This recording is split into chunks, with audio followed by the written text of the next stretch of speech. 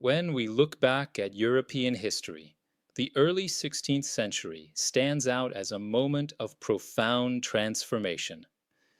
The Middle Ages were ending, and the Renaissance was in full swing. A society where God was at the center of everything was gradually making way for a world where human beings and their potential stood central. This was the rise of humanism, but at the same time, something even bigger and lasting was about to happen: the Protestant Reformation, with Martin Luther as its prominent figure and its implication on economic developments, leading eventually to the birth of modern capitalism. Hi, I'm Bruno, a passionate traveler and history buff, exploring Europe's most fascinating places. I'm not a professional historian, but I love digging into the history behind landmarks and events. Here, I share my personal take on key moments in European history, shaped by the places I've visited and the questions I keep asking along the way. It's no coincidence that Protestantism appeared right at this moment of change. The Renaissance was all about freeing the human spirit from medieval and religious constraints, rediscovering knowledge, focusing on reason, and embracing progress. Protestantism was actually the spiritual counterpart of that cultural revolution. For centuries, the Catholic Church had dominated the personal life of ordinary citizens. The church was powerful and rich, collecting money from ordinary believers through the sale of indulgences, suggesting that forgiveness for their sins could be purchased. Then came a revolution: Protestantism. The trigger point was Martin Luther denouncing the sale of indulgences. But more fundamentally, at the heart of Protestantism was the idea that faith is a personal matter between each individual and God. No priest, no pope could stand in the way of that. The Bible, recently translated from Latin or ancient Greek into dialects and languages spoken by ordinary people and spread by the invention of printing, was suddenly accessible to ordinary believers. For the first time in history, people could read sacred texts themselves and make faith a personal journey. This was revolutionary. This was liberation.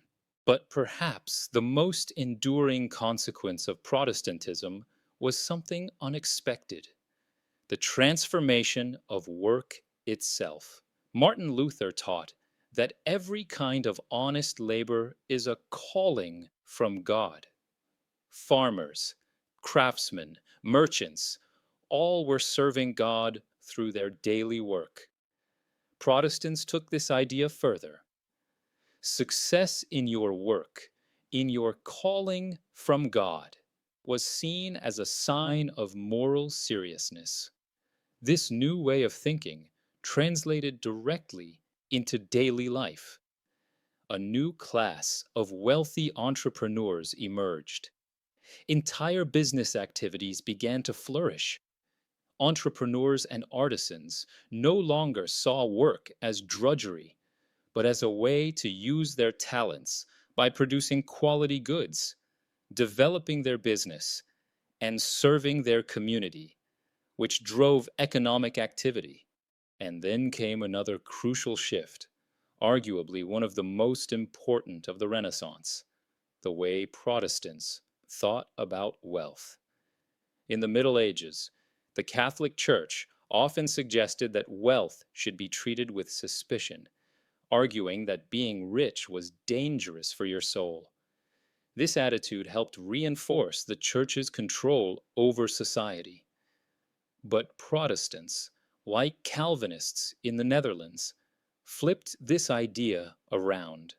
They believed that if you worked hard and became prosperous, it would be a sign of God's favor, not something to feel guilty about. At the same time, they discouraged lavish spending and promoted frugality, reinvestment, and the accumulation of wealth. This ethic was the seed of something entirely new: modern capitalism. Look at Amsterdam, for example. Merchants didn't just trade goods, they reinvested their profits into expanding their businesses. The city blossomed, digging new canals to accommodate the growing class of merchants. German sociologist Max Weber actually argued that this Protestant work ethic was the foundation of the modern economic world. Northern Europe, and later the USA, where Protestantism spread most strongly, became hubs of trade, banking, industry, and innovation. So, when we think of Protestantism, we shouldn't see it only as a religious revolution. It was a social and economic turning point. Thanks so much for watching. If you enjoyed this video, please give it a thumbs up and subscribe to the channel. It really helps me keep creating more content like this. Please also feel free to share your thoughts in the comments below.